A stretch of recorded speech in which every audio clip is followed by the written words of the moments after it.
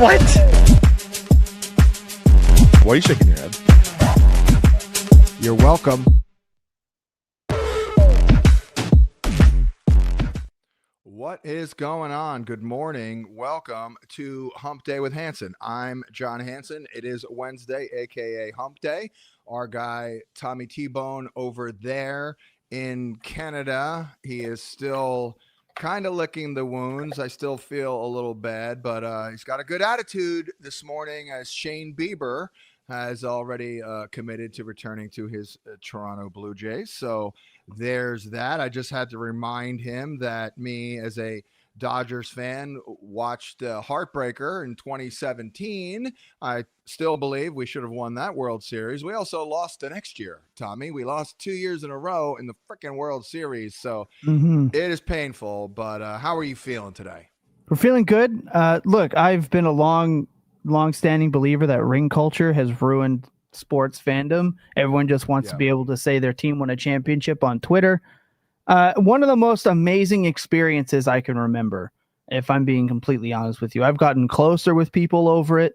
It was you couldn't go anywhere in Canada without someone talking about it, and there's just something to that. It was special. It was great, and yeah, you're right. The Bieber news was nice to wake up to, and I'm looking forward to it. I will say though, I may not show up to work the day I find out Bo Bichette's a New York Yankee. That day, that might hurt more than the World Series loss. I will say this. I don't have a ton to say about Bo Bichette. Obviously, I remember his father very well. I had his father in fantasy. Oh, nice. But man, Vlad Guerrero, I know the Guerrero family very well. The uncle Wilton Guerrero was a big-time Dodgers prospect in the early 90s. It did not work out. As you probably know, we had a chance to sign his brother Vlad, but I guess they passed on it, something like that. But, man, Vladimir Guerrero is unbelievable. Yeah. He is unbelievable. Good. Aaron says that when she watches the games and she knows when he's locked in just by the look on his face. And I started to pay attention to that.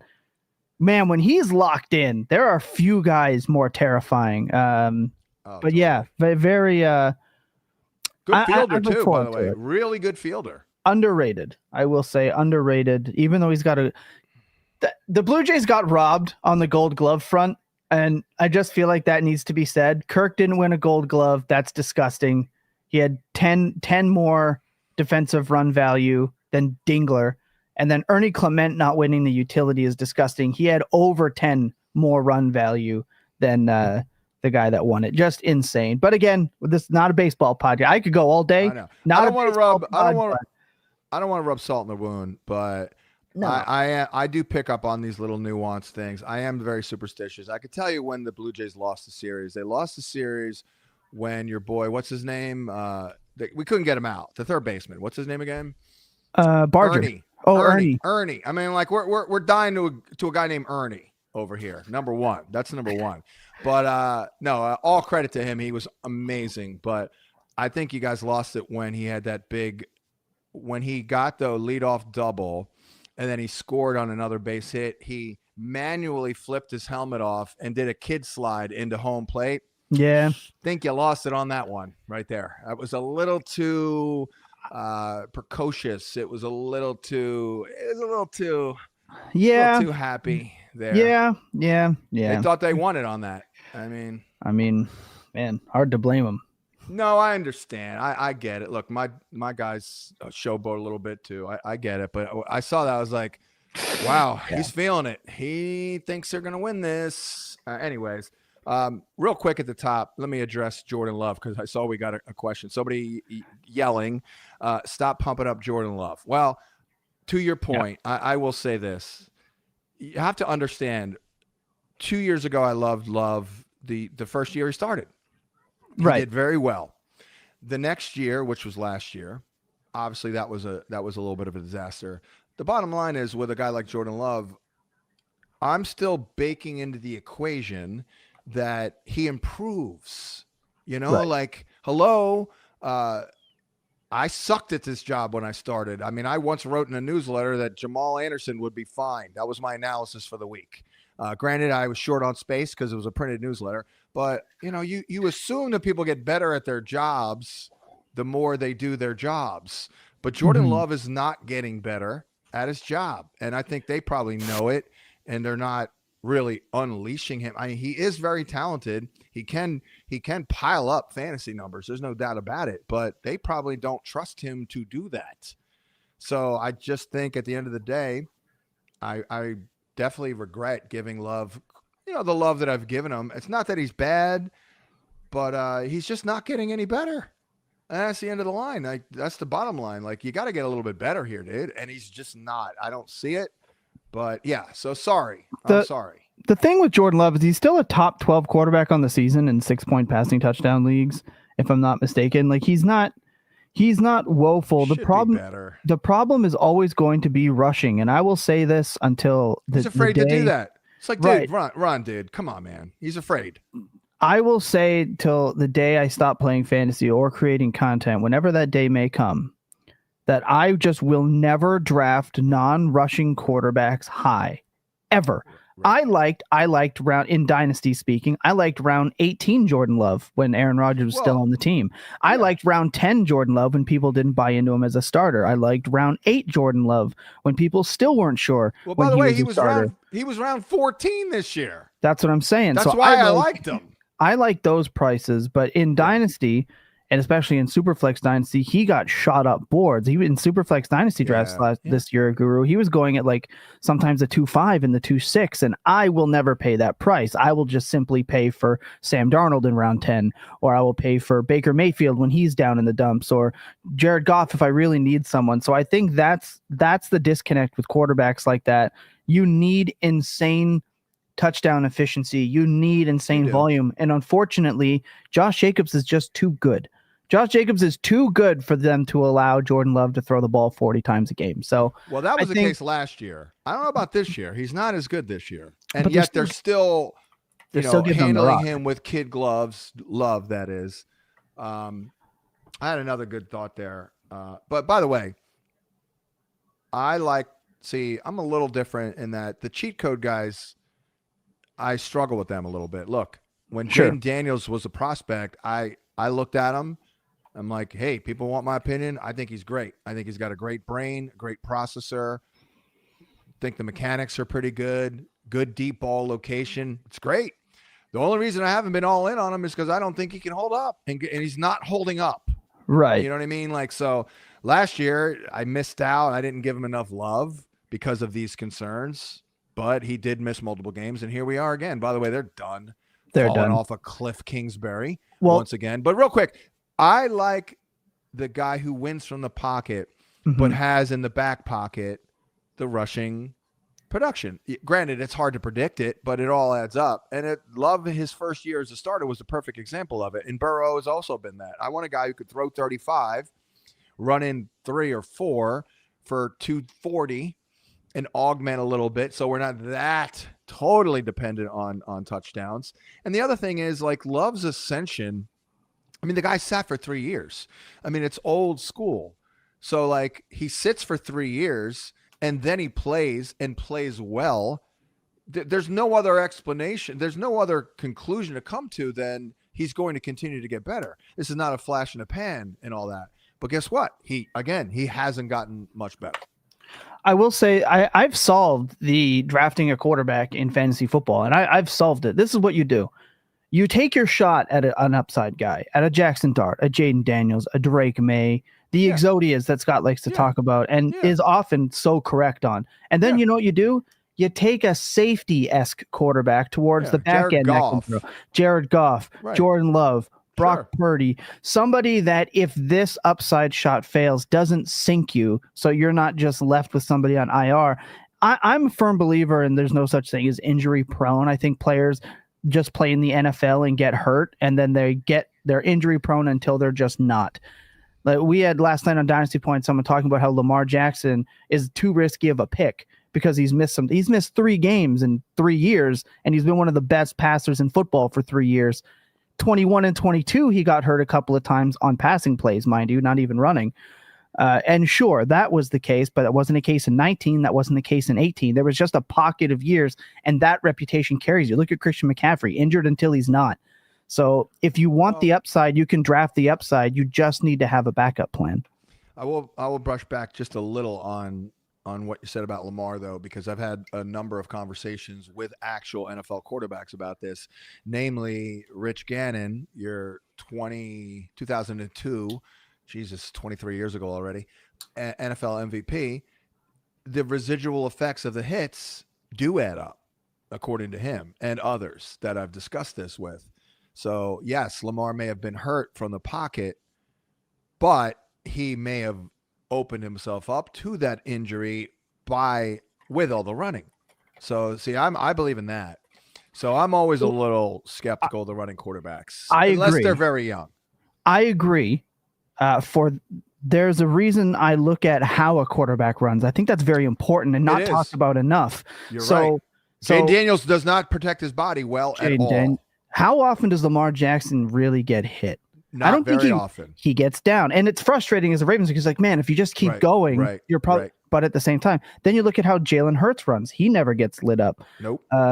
Jane Daniels does. Russ Wilson was good. Russ Wilson was pretty good at it. Right. Herbert, who I believe leads the NFL in quarterback rushing, he gets hit sometimes, but he's pretty good. Josh Allen gets moiderized. Yeah, he's an absolute tank. He's just a different breed. It's insane. But Mahomes doesn't really take.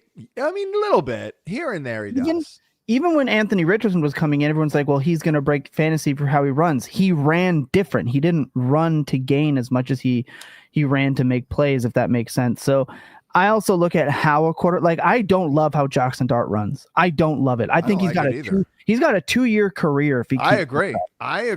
I'm gonna roster him this year. I'm gonna roster him next year, and I'm probably moving him because he runs like a human torpedo, and it's it's not good. So I think that's something that gets blanket statemented in fantasy, just rushing. Drake May is really smart with how he runs. Yes, so those are the type of guys that I want to be in on. And again, I just like to have that safety in the back. So for me, Jordan Love is that safety type play. He's just in that pocket. I call it, the Russian nesting dolls, right? You pop it open and they all look the same, and then they get smaller and they get smaller, but they're all the same. Mm-hmm. I like to say that there are wide receiver nesting dolls and there are quarterback nesting dolls. Quarterbacks that are pretty much exactly the same, that score close enough, but when you really zoom in, they're the same. And it's like Brock Purdy, Goff, Jordan Love. They are quarterback nesting dolls to me. Okay. Guess who is the poster child, by the way, for my optimal quarterback? You're going to win from the pocket, but in your back pocket, you will run, and you'll run for probably 4 or 5 touchdowns. Baker Mayfield. J. McCarthy, who has 2 rushing touchdowns in 3 games. Right. Will that pace continue? Probably not. But real quick, to just address it, everyone knows who watches this live stream and follows me that I am a Vikings fan who was very high on this team this year and JJ and all that. And by the way, I do think over the decades, I've done a pretty good job of not having my fandom interfere with the analysis because I've been a frustrated fan for decades. But this year is a little bit different, and I thought that the Vikings have never been this equipped to make a deep run. Obviously, it's a rookie quarterback, so that's obviously a very tall order, and things were looking absolutely horrific. But what a difference a week makes, because I did list the JJ McCarthy prop that I felt confident in with JJ up against the matchup. Playing a lot of man are the Lions. That's good for Jefferson, and it's good for JJ. That happened. He got the 6 grabs. He, made it. Wasn't perfect. Still needs to protect the ball. This guy's made 3 starts. You know what I mean? 3 starts in his damn career. And one of them, the bad one, was against a Falcon defense that 2 weeks later they crushed Josh Allen. So we're still evolving here. But, man, absolutely no coincidence that JJ performed well and they shockingly won on the road against the division leading Lions with those 2 starting offensive tackles back. Zero coincidence. That's the key to everything. They have no chance with McCarthy this year. If they can't protect him, that's why they went all in on the offensive line. No team devoted more resources to the offensive line this year than the Vikings. It's been a complete catastrophe, but there are seasons within the season, and now we're in season 3, and things are looking up. In about 2 weeks, they'll get Ryan Kelly back.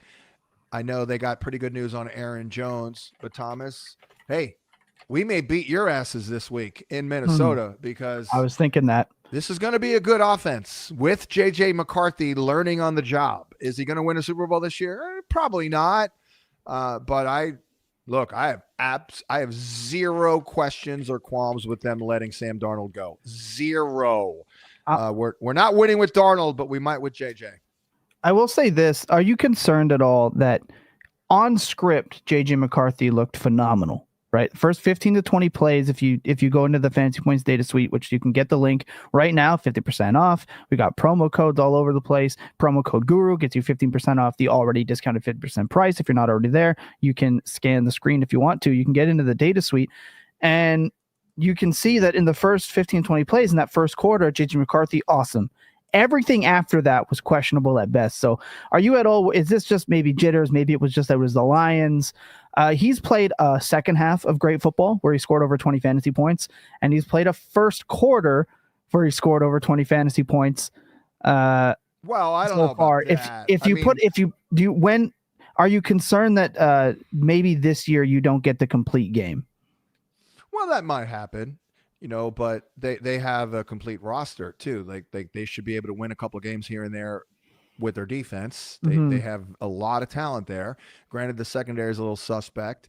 They should be able to win some games with their running game if they have both guys. Fair. I mean, that's a pretty diverse rushing attack with Mason and Jones. They complement each other pretty well. Aaron Jones is so much faster. Like watching him play football, Jordan Mason, I'm like, oh my God. This is like, but like if you block it up for a toddler. Totally. But if you block it up for Jordan Mason, he'll get you 5. I agree. I mean, he'll get you the 5. Yeah, completely agree. Look, the guy's made 3 starts. Great offense. Offensive line talent now. I mean, they've got 2 number 1 picks.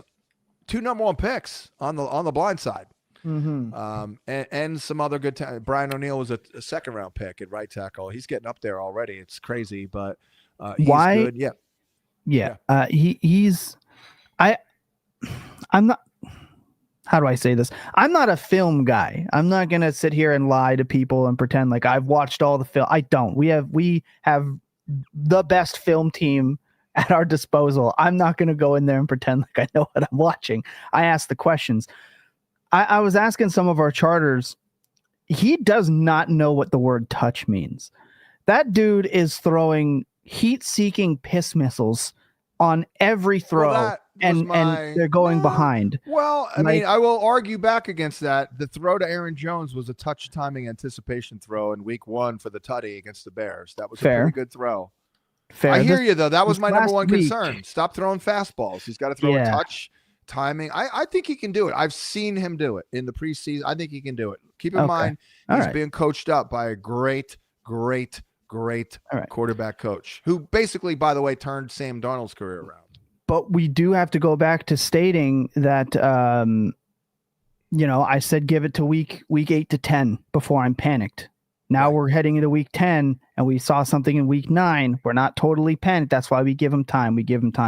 Guru, look, I see the super chats. We see the questions. We're going to get that on the second half of the program. But trade deadline did just happen, and fantasy managers are probably a little bit bummed that they didn't get to see their favorite players once again get traded. This is what they expect every year, and it never happens. It's not the NBA, but we did have a fun trade deadline. We did see 3 wide receivers get moved, 2 that really matter. Do you care about the Jacoby Myers spot? Do you care about the Rashid Shaheed spot? How do you view this? What was your initial thoughts? Yeah, I mean, nothing massive. Certainly, Shaheed is another weapon. He's a very good player. I've always been a Shaheed person.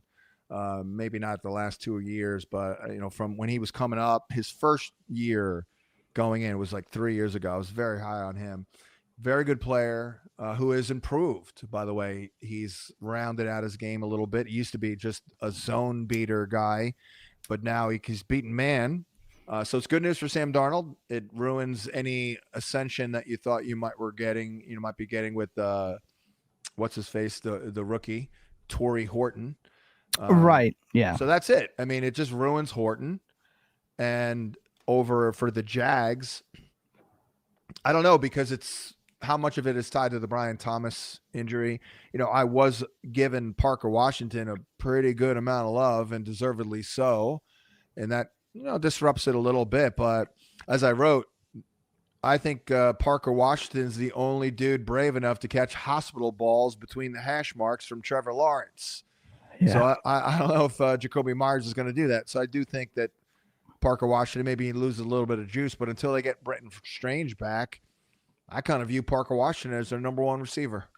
Yeah, we were talking about that last night on Dynasty Points, and it really came down to if he plays the slot or not. So if Jacoby Myers does get bumped inside, I think you start to see where Lawrence was at his best, which was feeding Christian Kirk and Evan Ingram at or just past the line of scrimmage, because look, he's just not the downfield supporter that we hoped he was. Now, if you look at Scott Barrett's tweet, he was saying how the Jaguars are up there in catchable targets, which I thought is interesting with how they dropped the ball over there in Jacksonville. Now, I've always been a firm believer that drops are somewhat on the quarterback as well, but if we're charting, his catchable throws, that's something completely different. Jacoby Myers hasn't scored 10 or more fantasy points since week 2 against the Chargers. He opened up great in the revenge game against New England. You don't know about him how much of it is him being pissed off. And this is the Devontae. He went the Devontae Adams route to get out of there. 100%. Now, unfortunately, week 10, I'm not playing him. That's Houston. They have a really good defense.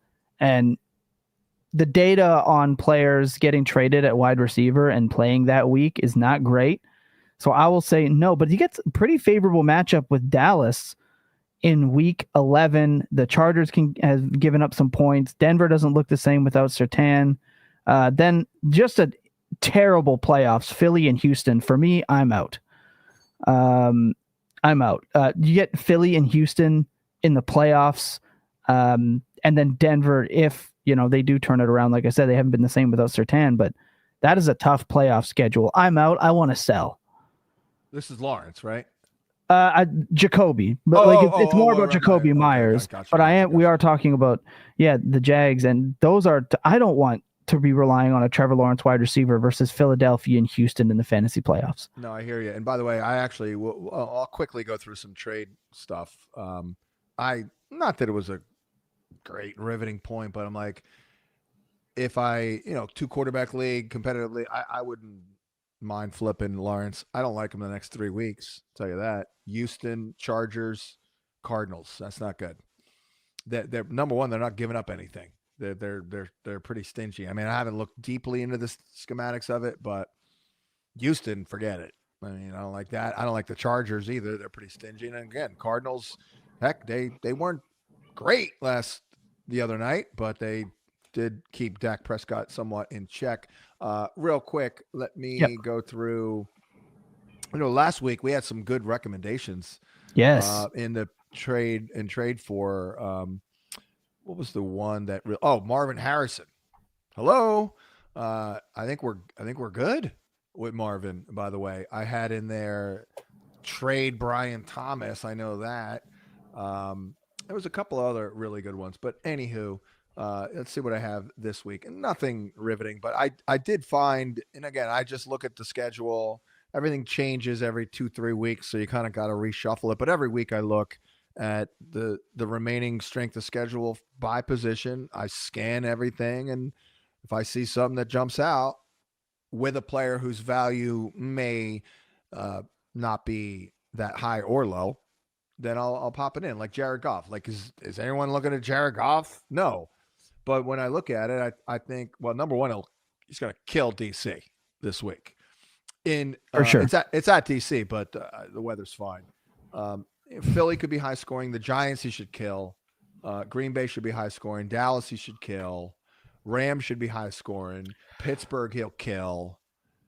Minnesota should be more than fine, high scoring. So you look at it like that's pretty good. The running game's not that efficient this year, so maybe they put a little bit more and lean a little bit more on Goff's arm. And I hate to say it, but Jordan Love, they are annoying. I wrote in the article, he is annoying, and so are the Packers. Running game hasn't been nearly as effective. A lot of solid matchups upcoming. You got Philly. That could be higher scoring. Not the greatest matchup. Giants, he loves man coverage. Minnesota, think it'll be high scoring. Detroit, high scoring, good matchup. Chicago, great matchup. Denver, you're like, oh, God, Denver. Well, guess what? He beats man coverage. They run more man than anybody else, and that's what you want. Him and Christian Watson that week, we'll probably get Surtain back by then. We'll see about that. Chicago, another good matchup. Your Ravens, good matchup. Those are good matchups.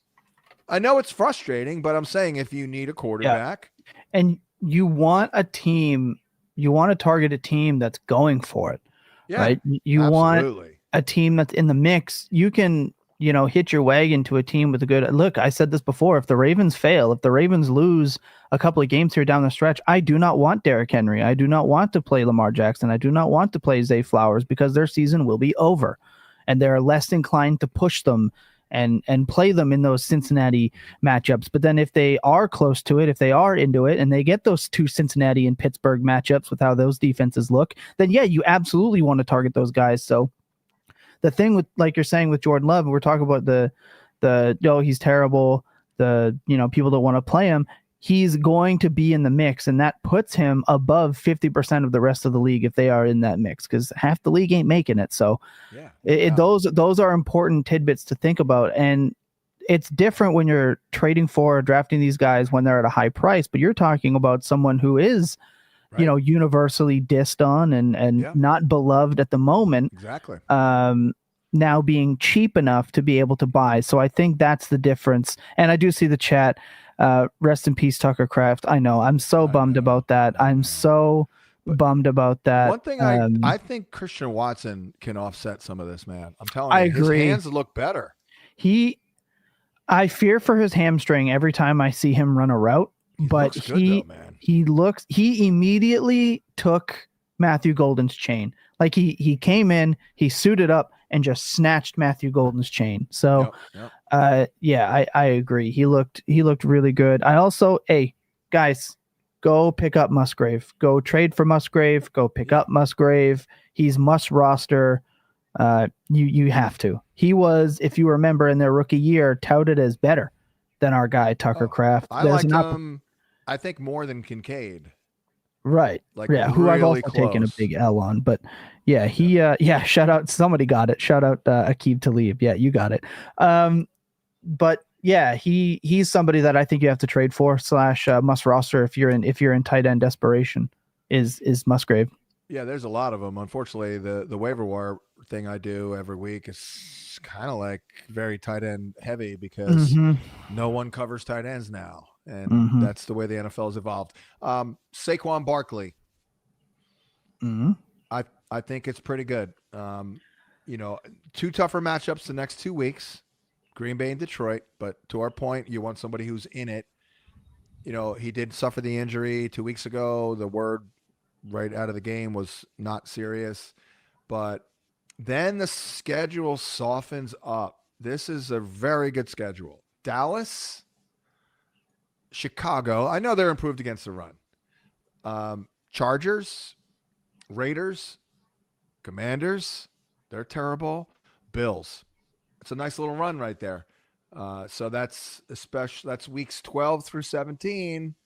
It's a good little run here. Obviously, it's a big name, but I wrote here, I think it would be foolish to expect a return to 2024 production levels. But if Barkley is healthy down the stretch, I think it would be equally foolish to believe that the overall 2025 struggles will continue, especially with these matchups and them going for it. And obviously everything is on the line. So I like that. Rhamondre, not a bad buy low guy right now. You're right. Because he's still the number one back. That's blatantly obvious. And I know he's banged up. That's why, it's a little bit of a stretch, but you're taking on some risk with the toe. But Look at this. Look at the last 5 weeks. I like these matchups here. Well, I don't even know if it's the last 5 weeks. I listed more than 5. Tampa, they're giving up. All of a sudden, they're getting run on. The Jets, volume. Bengals, best matchup in the world. Giants, they stink, stopping the run. Bye week, Bills, been terrible, stopping the run. Your Ravens, not good. And then the Jets. I mean, that is a voluminous schedule, don't you think? I completely agree. And a lot of people are going to say, well, Trevion did get more workload. You know what he didn't get in terms of workload? Runs inside the 5. Yeah.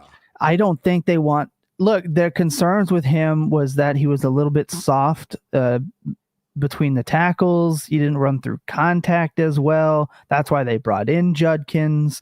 And I think that's rearing its ugly head. And then again, in terms of just getting more snaps, our charters had him not looking great in pass pro again, kind of reachy, not engaging contact as well.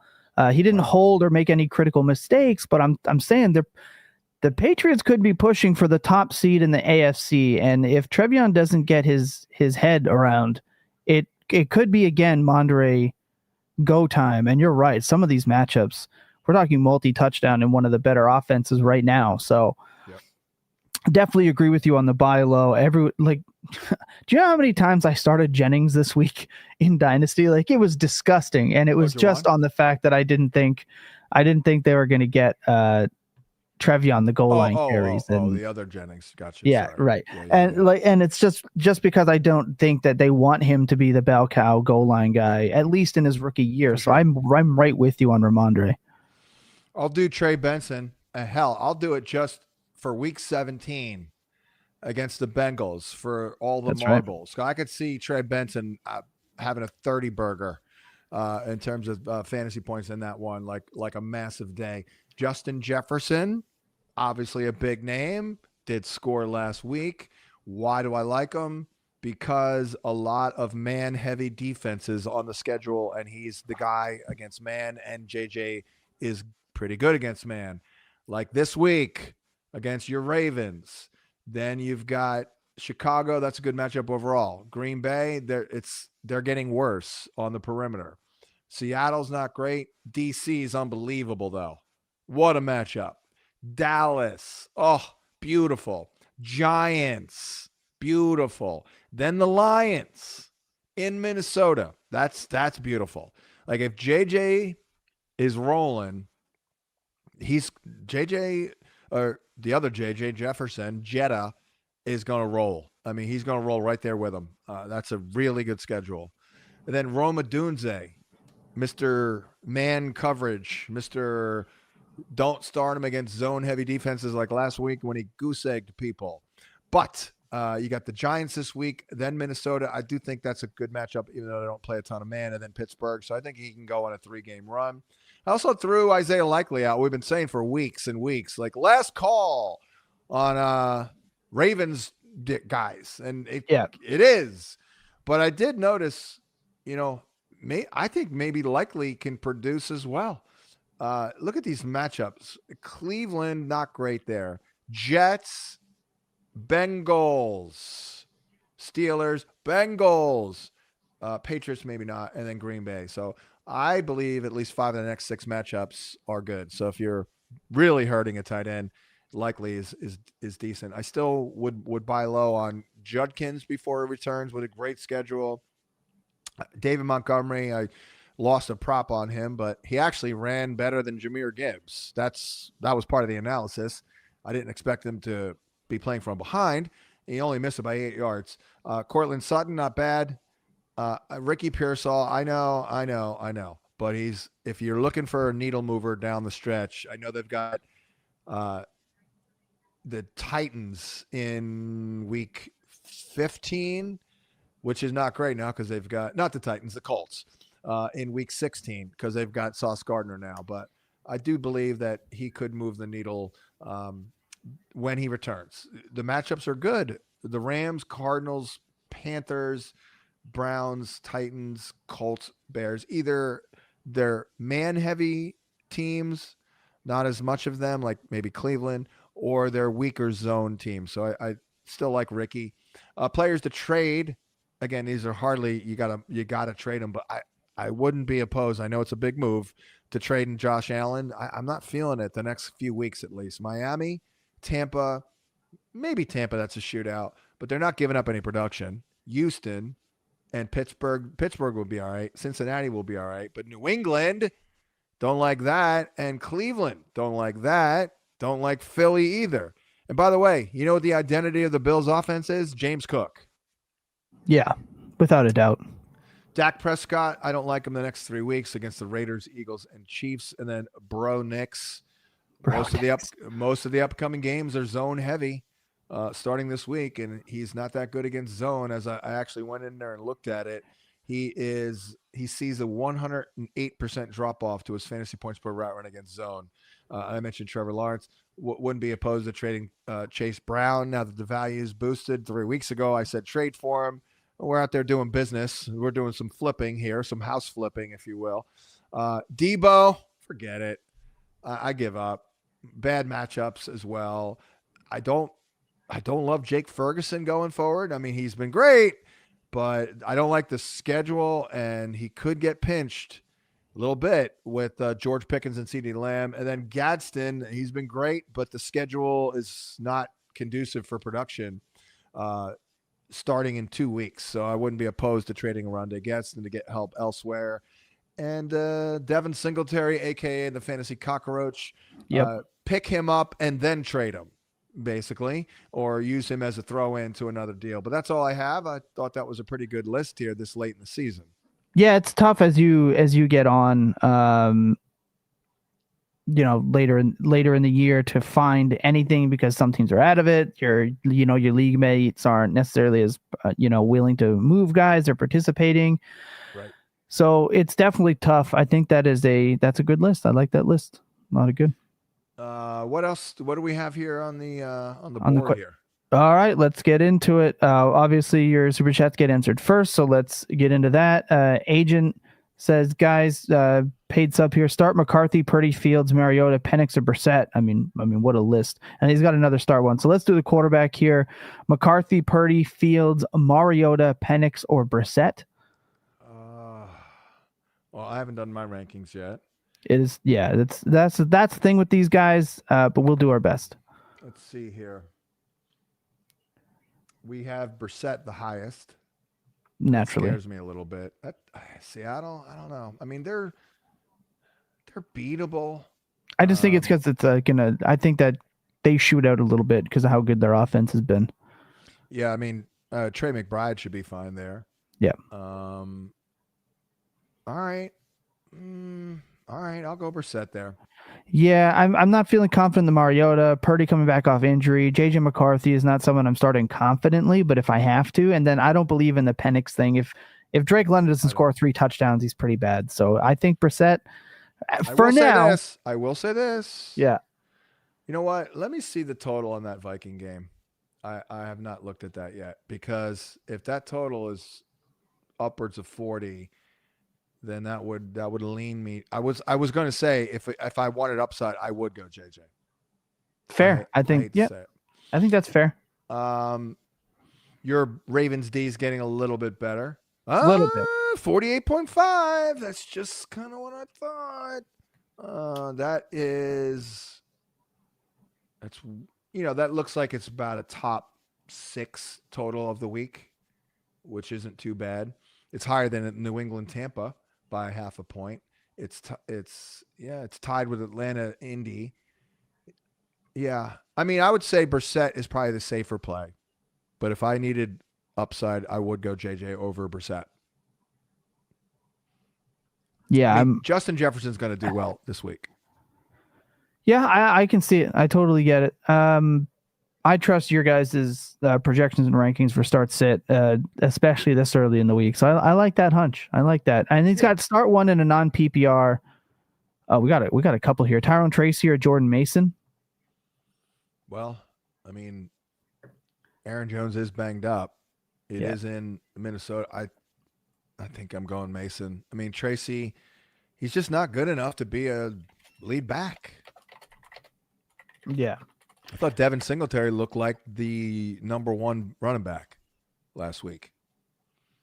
So I would go Mason. Non-PPR too, by the way. Yeah. Not like Mason is hopeless. And then non-PPR again, Alec Pierce, BTJ, Watson. Definitely like Pierce again. Yes. But let's see here. Yeah, I'm going to go with Watson is probably not going to make a big play up against Philly. So I'm going Pierce. I know it's crazy, but BTJ is banged up. But I'm going Pierce. It's another very good schematic matchup for him. So, I mean, this guy think balls. He does. He absolutely does. Scanny dropped the 199. So when I look at the top of each position group, how should we view the ones that have bad schedules rest of season? Example, Mahomes plus Rice have bottom 5 schedules. Right. Real quick, Alec Pierce, the Falcons run cover 3 over 50% of the time, and Alec Pierce averages over 4 yards per route run against cover 3. That's a lot. Well, I mean, it's a case by case basis. It depends on what's your confidence level on the player. If you have extreme confidence in a player, I almost don't care. But if it's a guy like Jordan Love or Jared Goff, perhaps, that we just mentioned, they're like, okay, well, this guy needs a little help here. So, or this guy could get clipped by, a pretty bad schedule. Let's see if I can find an example, but it's really about the player. Like Baker Mayfield, I have a medium sense of panic about him based on the last 2 games. The O-line has not been as effective. They lost some guys. Maybe the lack of running game and balance has hurt him. But he is Baker Mayfield. He was, 2 weeks ago, probably the leading candidate to win the freaking MVP award. So I'm not as worried that he's got some tough matchups up here. I mean, they're all tough by the numbers. New England, Buffalo, LA Rams, Arizona, New Orleans, they're actually not giving up that much. Atlanta, Carolina, Miami. Doesn't sound scary, but those teams are all giving up fewer than 18 fantasy points per game to quarterbacks over the last 5 weeks. So, but he's Baker. I'm not that worried about it. But Trevor Lawrence, just to go the other way with it, he's got Houston, the Chargers, and the Cardinals the next 3 weeks, and they're giving up on average fewer than 15 points a game. Mm-hmm. So I'm worried because Trevor Lawrence isn't that good, basically. Right. Mahomes has got Denver in week 11. Don't care. I mean, I know he hasn't been as good against man, but in a career he can be. He'll run. So it depends on the player, basically. Like you have your elites who you almost ignore everything and just go with them. Then you have like second tier guys. The third tier guys are like the Loves and the Goffs where, okay, now I'm looking at the schedule. Yeah, you want some pedigree. I think that's one of the things, right? We're not ever worried about a Mahomes or a Rice when the offense is clicking, right? If the only time I'm ever worried about stuff like this is like you mentioned, the guys with Jordan Love, the guys where you kind of need the matchup, you need the slight edge to kind of bump you. But those top end guys, I have a hard time sitting them regardless of the matchup. So I'm not really someone that looks at stuff like that too much for the top end guys anyway. Right, exactly. Yeah. Same with running backs. It's all the guys who need some help. Basically, you need some help. Right. Or if they get some bad luck with bad schedules, then they're probably screwed because they're just not good enough to overcome that. Yeah, absolutely. We got Mark Farmer who dropped the 199. He said 3-6 record. Twisted Sister, we're not going to make it. Feel like He's Richard in the soil. Make it. No. Oh, Richard in the soil. That's one of the all-time that's one of the old-time guru nicknames because we used to have a scouting term is close your ears if you can't hear the D word, but like, oh, this game will be a dick in the dirt game. That's just like a bloodbath, a no holds barred, right? Just battle in the trenches, running the rock and all that. So I gurufied that to Richard in the soil. Richard in the soil. I haven't heard that in a while. Pretty good. So what is the question though? The question is, Brian Thomas Jr., can I drop in a 10-man half-point PPR for Parker Washington? I mean, that's tough, right? Do you have to do you have to let it linger? No. I mean, my at the end of the day, I'm okay with yes, but it just seems so absurd. Can you drop someone else? Is there anyone else you can drop? Mark Farmer. You know what I mean? Like, that's where it gets tough. I'll tell you what though, straight up, if you want, sometimes in scouting, you got to be decisive. You want a decisive answer? Yes. Okay. I like it. Parker Washington is twice as reliable as Brian Thomas Jr. Doesn't have the big play flair maybe, but guys don't make big plays with Trevor Lawrence, maybe 1 or 2 a year at this point. That is ruthless. I love it. Is that true though? It is. You're not wrong. Rob Miller says, is there anyone more him in the league right now than Brock friggin' Browers? Also, brief rosterbation, quarterback, Dart, RBs, Cook, Jacobs, wide receiver, Rice, JCN, Jefferson, and Bowers. Yeah, Rob, you win. We're taking advice from you from now on. Rob, you just gave me the motivation. You just gave me the inspiration for a new segment. You give us super chats and we allow you to rosterbait here on Hump Day with Hansen. But we need at least $5. At least 5. That's right. I mean, how much is that worth? If you have an unbelievable roster, you come on here and do a little rosterbation.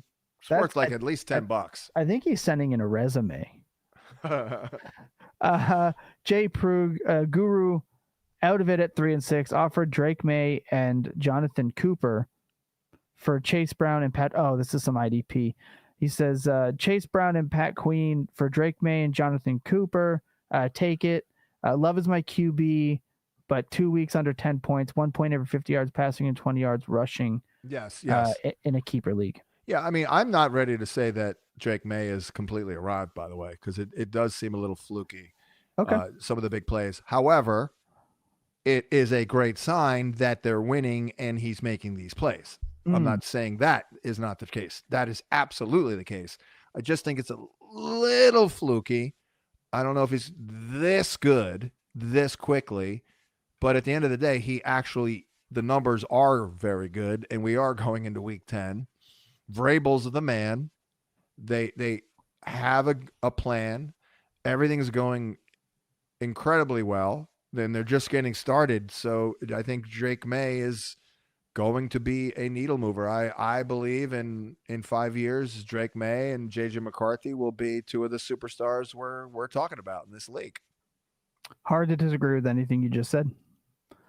Someone wants to know if they should trade their Rico and Henderson for Jahmyr Gibbs. I would. All day. I mean, this could be a good. I mean, look, maybe Chuba's just dead. But I mean, still, even if Rico continues to get the ball, is he going to keep up this torrid pace that he's had the last 4 starts? I'd say no. So, I mean, an elite asset like Gibbs, and look, they're not running the ball as well this year. They had some O-line issues the other night too, but still, I mean, Jahmyr Gibbs is still an absolute superstar. He is one of the 5 most skilled players in the league. So yeah, I would do that. Yep. I agree. No disagreements there. Let's have a look to see what we got. We got Nix, Darnold, or JJ Mack this week. Oh, hi. I know her. Nix, Darnold. Oh boy. I'd probably go Darnold. Yeah, we're going Darnold there. Hard not to go. Definitely not going Nix, man. No. We've got Greg who wants to know if you should go Musgrave or Gadsden. Oh, that's a good one. Let's take a look here real quick at the schematics with we don't have a lot of data, I'm sure, on Musgrave, but I can certainly look at Mr. Gadsden here. I know. I think this week's a good matchup for Gadsden, right? Because I know the schedule gets rough later. There we go. Yeah. They play man. Oh no, it's not the ideal. That said, though, I think we give Musgrave a week here. I gotta go Gadsden there. Pittsburgh has been somewhat giving to tight ends, I believe. Yeah, I'm gonna go Gadsden there. I think that's fair. Let's have a look. But in a week or so, I wouldn't be opposed. Maybe if Musgrave shows signs of life, I maybe wouldn't be opposed to trading Gadsden because, again, I outlined he's got a run of like 4 weeks where it's like, all right, this will be a tall order. And by the way, Quentin Johnston is still among the living. So this could start becoming a little pain in the butt here. You got 4 really good receivers. That's too many. Yeah, you're not wrong. I just wanted to, again, so first off, like I see you, right? I'll get it. So weary of the multi-post, but we'll touch on this one. Andrew Chisholm says, he lays out his trade: Judkins, Smith, Kittle, Shaheed for Lamar, Bowers, JCM, T-Mac had no QB, PPR, 2 flex. Does get vetoed? No trade should ever get vetoed. If you are in a league where trades get vetoed, leave. Vetoing trades is soft. If you are in a league and you suspect people are doing something nefarious, find new people to play fantasy football with, right? So no trade should get vetoed. I don't think this should be vetoed. No, I don't think it's agreed. I mean, I do believe that there are some trades that are just so next level egregious that the veto can come in. But I would say it's got to be absurd to be vetoed. And this is not absurd. Yeah, I just I look, especially like as a dynasty player, people veto trades, they don't like it, and then you look back 2 years ago, like, that trade would have been true. True. So you're talking about a game of seasons. It's like like you said, we're in like the 3rd season of this year. This trade could look completely different by week 14, and then people are like, oh well, if you wouldn't have vetoed it, now I would have won. So I'm team no veto and just get better. So no, this should not be vetoed. No veto Corleone for you. Got it. I do believe if it's egregious, it can be vetoed because people cheat. People do cheat.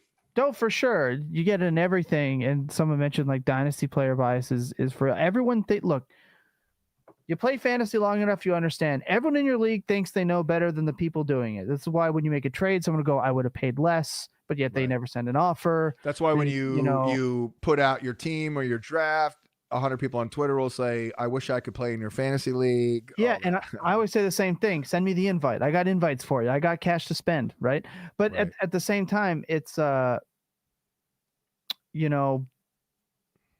playing with hubris wins you more money, right? So you want to play. We always say this on the market report. You want to play for bread, not for clicks. And when you want to do that, you start worrying less and less about the opinions of league mates on deals. That's just my opinion. Would a fair phrase to be, and I'm stealing this from my friend and former coworker Michael Rappaport. So you're saying you do it for the honey and not the money? That's I do it or the opposite. You do it for the money and not the honey. I do it for the money, baby. Okay. Look, we always say there are a lot of, let's say, content creators or advice that gets put out for, a lot of casual, and playing casually is fine. It's great. But the way I look at it is it's an investment. A lot of people are putting legitimate dollars into it, which is why what I say is what I do. And I think, again, more managers should be less worried about, we get questions in Discords all the time where it's like,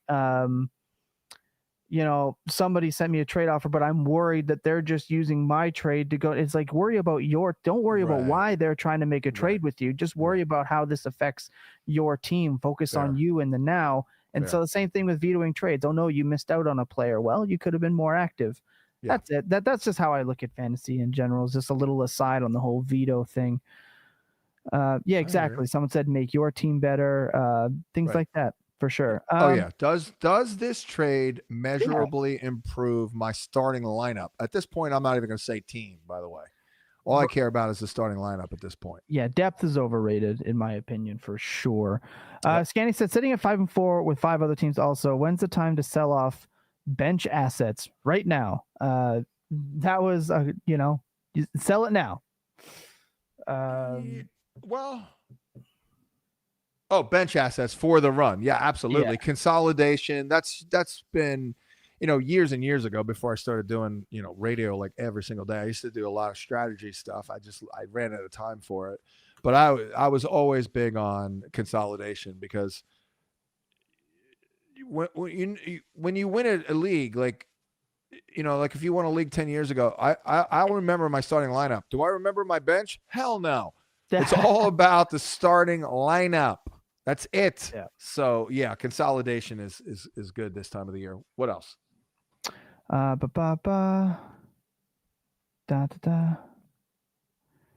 wants to know why, if Gadsden isn't startable this week, why tell him to add him with extreme prejudice 2 weeks ago? Well, did he or did he not help you for a couple weeks? Right. I mean, that's the ups and downs of fantasy, mate. I mean, first of all, I didn't say he was not startable this week. In fact, I said he's got a couple of good matchups, and then he's got some tough ones. Yeah, right. We have him at tight end 2 this week, so no, we're good this week. Pittsburgh. You're not looking at a waiver wire addition in week 7 as the end result for week 17. Again, we play this game in seasons, like you've been saying. The only thing it's just a matter of. The only reason I mentioned, sorry to cut you off there. Yeah. Did you have a finishing thought there? Well, I was just saying, right, you want to play for the long game, right, and take things a little bit at a time. Once you start assuming things, you've already lost. Yeah, my point was with Gadsden again, and I wrote in the article, I believe, that he does have a good matchup the next couple of weeks. But number 1, you didn't draft him. Number 2, the schedule, there's a month run where I don't like it. It's not good. And number 3, we all kind of thought maybe Quentin Johnson would go away or maybe things would be consolidated a little bit. Not really. Last week, Johnson, Allen, and Ladd. So now you do have 4 guys. So when they do hit that month with those not so ideal matchups, Gadsden could be the odd man out. And again, going back to the original point, you didn't draft him. He's balling right now. He's got to be the top 5 tight end over the last month. So you didn't draft him. So maybe you have a deficiency somewhere else and you've got a decent guy like, I don't know, Jake Ferguson, or I'm trying to think of someone that's like Laporta or someone pretty damn good, even Goddard, for example. And then, but I've got a big hole at wide receiver 3. That's why I'm saying Gadsden would be a guy to sell if you're in a situation like that. Exactly. Yeah. Well said. Rob says, longtime Guru P. Yes. Better rest of season backup to Dart, Flacco or Purdy. It says Dart and Purdy have week 14 buys as well. So I think you answered your own question. Oh, well, I mean, week 14, you might not be that need. You might not need to win them. I mean, I do like Purdy. Tennessee, Indy, Chicago. I mean, I like Purdy more. Do you? What if I told you that Joe Flacco, since going on to the Bengals, is averaging 25 points per game, which is more than Lamar Jackson? I would tell you that I'm still not buying the long-term sustainability. I'm still not buying. I'm not buying.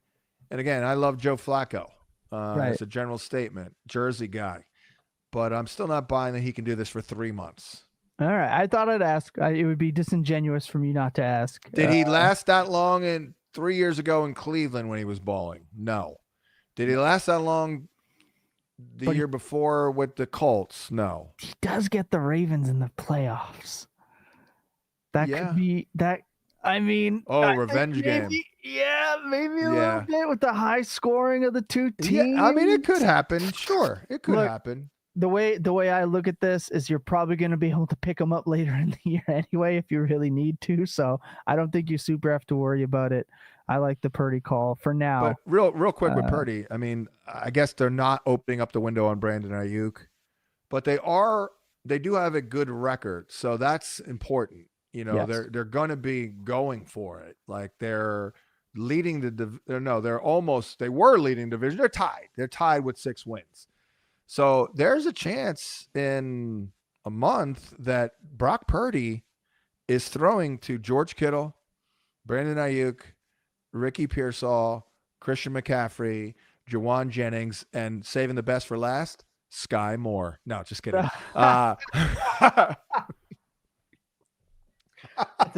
Hey, Sky caught a 21-yarder, baby. Let's go. How fired up were you when I'm just fired up? He's not wearing number 24.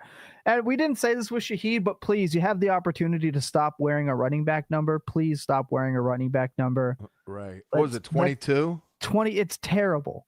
It's awful. It looks terrible. It's like Ray McLeod wearing number 34. Get off of my television. What are you, Walter Payton over here? Ray. Yeah, tough guy. He's wearing a number in the 80s now, and I was like, good. Like, good. I like wide receiver numbers being like different and everything, but the 20s and 30s it should be abolished. There should be limits to this jersey thing. Like it looks so ugly. Bring back wide receivers wearing 89. 82 was a 88. Great wide receiver number. 82 was a great one.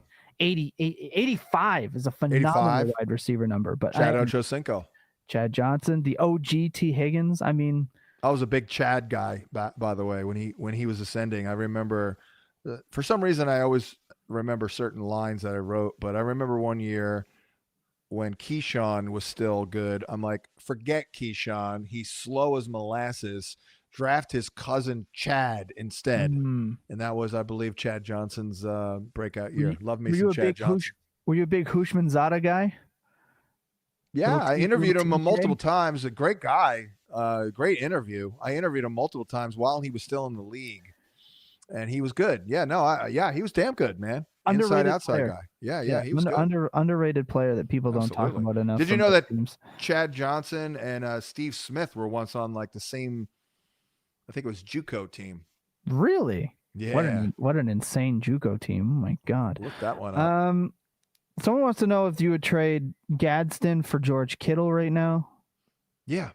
Yeah, I think I would too for the stretch run. Nick B says George Kittle was a good buy low guy. I should have added him to the article. That's a pretty good one. He is. That's a pretty good one. I agree. My team is top heavy in wide receivers a week. PPR only have Zay and Myers. Was offered Jacobs, Judkins, Emmanuel Wilson, Bowers for my Gibbs, Bijan, and Andrews. No, I'm not doing that. No. Gibbs and Bijan. Wide receivers are weak, and you are that doesn't. Yeah, I don't think that solves your wide receiver issue. So I mean, it's. Yeah, I think I'd rather keep my 2 stud running backs and my stud tight end who scored 2 touchdowns last week, who could be great with a really good schedule as we've outlined. It can be done. You got to find a wide receiver sleeper every week. It can be done on the waiver wire. It can absolutely be done, Thomas. Like Alec Pierce last week. He says he has a Dunze as well. I think you're okay. I wouldn't be pushing this button just yet. I have a Dunze as a guy to trade for right now. Exactly. So I think you're okay. You're just hoping for matchups. Better days ahead with Zay and those matchups. CK wants to know Bucky is out. So start 1 at flex. Goddard, Loveland, Alec Pierce, Tez Johnson, Gainwell, or Keon Coleman. Oh, wow. Bucky is out already? I don't think he's set up to practice. There's something weird. Look, I'm not going to sit here and say I know what's going on, but there was some weird stuff on his Instagram not that long ago. Oh, boy. There's something that's not being mentioned or like talked about a lot. This injury is weird. The whole situation is weird. I wouldn't be relying on Bucky for the stretch run. I knew Bucky was good. I mean, obviously, I have the gift of sight, but I couldn't go all in on him because I didn't believe that he could hold up. Yeah, I think there's something beyond the injury, but again, I don't want to speculate until I know something. Okay. But I flirted with it. I ranked him around his ADP. I definitely didn't want to, be lower on him than everyone else, but I wasn't all in. I'm trying to find a good example of a fill-in guy that you could have plugged in last week, by the way. Alec Pierce is number one. Parker Washington, I was pretty damn high on him. That was another one you could have probably just picked up off the scrap heap. I guess Wandale is rostered. I mean, Darius Slayton last week got 11.2. I think should have had more. Should have had more. But giving him love in the waiver wire. So yeah, it absolutely can be done. I think I'd rather do that than trade away, like kind of dilute my team. You know what I mean? Like you're trading 3 for 4. No, I'd rather keep the 3 and let me plug in that hole on the waiver wire. 100%. He wants to know if you're playing the Bills or Browns DST this week. Look, Guru is retired from defense. I can look at it. If you were to take a shot in the dark. Yeah. Bills defense wasn't bad. Bills, I have them in a couple of high stakes, and they've been pretty good. Like not every week. They're pretty consistent. Let's see here. We do have no. I gotta go Browns. I mean, come on. When in doubt, it's Justin Fields, right? Yeah, exactly. Steve wants to know: would you trade Puka for Gibbs straight up? I mean, it's a comparable move. If I had the running back depth to absorb losing Jahmyr Gibbs, clearly I would probably I would need a wide receiver 1. I think there are not many players that you could do with Puka or Gibbs can only be traded for a handful of players straight up on one-on-one deal. And for Puka, Gibbs is one of them, and for Gibbs, Puka is one of them. So if you need a running back, or if you need a wide receiver, do it. I'm okay with it. Yeah, he says he has Lamb as well. So I mean, I think I'd rather trade Lamb than Puka if you could do that. That's fair. Then again, Puka is like even though Adams is there. I mean, who's more of a go-to guy, Puka or Lamb? It's Puka. It's Puka. Yeah. The Lamb stuff is concerning. I think it's a little more concerning than people are kind of letting on. Doomy says, looking to trade for Horton on my fledgling Dynasty team. What kind of veteran should I part with to get it done? Keenan? I mean, I'm not sure why you'd really be that interested in Horton. Well, I'll say this. Shaheed needs a new contract, so there is an opportunity. So I have a Dynasty trade chart that is available right now in our Dynasty Discord, which is free. You just need a free subscription. You can look at that. And I have him marked as a soft buy for a rebuilding team. I think he's one of those players that you can target. Okay. I think that he looked good enough. I will say I have him in the same tier as somebody like Alvin Kamara, who's pretty much dead in Dynasty to me. Yeah. Keon Coleman, who I am so over forever. I never liked him. Yeah, I won fourth quarter, and people are still talking about him. Like Keenan Allen, I think is fine, right? If you've got the quarterbacks like Joe Flacco, guys like that are in that same tier for me. What about like Jerry Jeudy? Jerry Jeudy is dead. Jerry Jeudy is in that tier for me, actually. So I think that is very possible. I have him tagged as an early third type buy for me, but it's just a little riskier now, knowing that he needs some help because of how few 11 personnel Seattle plays. But those are some of the options I have. And this chart is, like I said, available before it goes up on the site in the next week or so. It is available now in the Fantasy Points Discord. Link is in the description. Not a lot of options here. Like not a lot. Slayton. That's the problem. Like, and they're gonna need someone like an Aaron Jones. Juwan Jennings. I don't even know if I would do that. I think I'd rather have Juwan for the rest of this year. Right, and I know you're buying him for the future, right? So that's why I'm saying like you got to look at veterans that you're gonna have to be okay with letting some points go. So like an Aaron Jones. How about Calvin Diddley? Yeah, I'll trade him for a bag of freaking Doritos. I would love a bag of Doritos now that I'm back into training. Yeah, I agree. 100%. So players like that are definitely who you want to be targeting and hoping that he can secure that job because they did look good. Somebody wants to know if they should trade T-Mac for Judkins. We'll do this last question because you got to get out of here. Should I trade T-Mac for Judkins? I'm worried about Judkins' shoulder. Yeah. Well, again, I don't know. I mean, I would imagine that if you're entertaining this, you've got pretty decent receivers beyond T-Mac and pretty skanktastic running backs. So with that said, if that's the case, I would say yes. I mean, Judkins, Stefanski addressed it a day or two ago. Doesn't seem that serious. If you want to wait until the first practice report today comes out, I don't know if that has, because we're doing this, but maybe sure. But the schedule does look good for Judkins. He did run into a little bit of a brick wall the last game and a half he played, but he previously looked awesome. And coming off the bye, if he's kind of back to what he was 2-3 weeks ago, man, that's a damn good asset right there with a lot of good matchups forthcoming. And Ted is still, dependent on Bryce Young, which isn't, doesn't give you a warm and fuzzy feeling. Yeah. Just remember, if you're targeting any of the Cleveland Browns, just know Shedeur Sanders is coming. It's coming. The cult is getting restless, so they're gonna. Is that an upgrade or a downgrade? That's what it's hard to not be an upgrade. It's just how much of an upgrade. Like I don't see it with Sanders. I don't think the Browns do either. I think this is exactly why they didn't want to draft him. Yeah. But look, what did I say when we started doing this show this year? This is like why teams didn't want Tebow around. This is why teams didn't want Kaepernick around, aside from some of the others, because no matter what, if your team is doing poorly, the players that have fan bases like that are going to be clamoring for them to play. The media will be. Justin Fields was another one. So he's right in there. Hard to be worse.